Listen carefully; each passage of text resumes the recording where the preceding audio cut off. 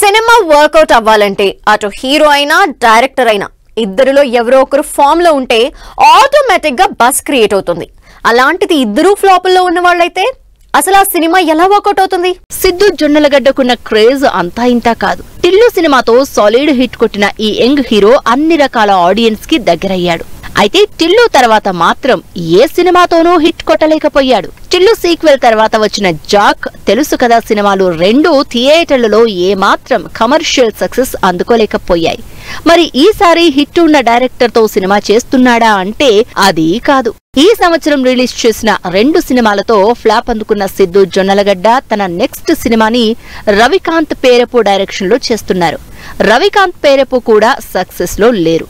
Roshan కనకాలతో bubble gum అనే youth entertainer చేసి flop ని మూట కట్టుకున్నారు. అయితే ఈసారి సిద్ధు జొన్నలగడ్డతో బ్యాడాస్ అనే క్రేజీ టైటిల్ తో సినిమా చేస్తున్నారు. మరి ఈ ఫ్లాప్ కాంబినేషన్ వీళ్ళకి ప్లస్ అవుతుందని ఎక్స్పెక్ట్ చేస్తున్నారు జనాలు. Mid range hero Kalyan Ram కూడా హిట్ కోసం ట్రై చేస్తున్నారు.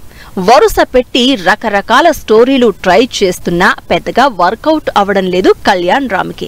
2 ఏళ్ల క్రితం కెరియర్ బిగ్గెస్ట్ హిట్ బింబిసారతో వచ్చింది కళ్యాణ్ రామ్ కి. కానీ ఆ తర్వాత చేసిన సినిమాలన్నీ ఫ్లాపే.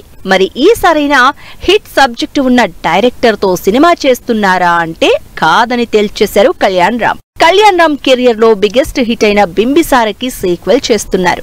ఈ సినిమాని బింబిసార డైరెక్టర్ వశిష్ఠతో కాకుండా ఫ్లాప్ లో ఉన్న అనిల్ పాడూరితో అనౌన్స్ చేశారు. అనిల్ ఆల్రెడీ ఆకాష్ పూరితో రొమాంటిక్ సినిమా చేశారు. ఈ సినిమా కంటెంట్ ఆడియన్స్ కి ఏమాత్రం రీచ్ కాలేదు. మరిప్పుడు కళ్యాణ్ రామ్, అనిల్ బింబిసార 2ని ఎలా ప్రెజెంట్ చేస్తారో అన్న చర్చ జరుగుతోంది.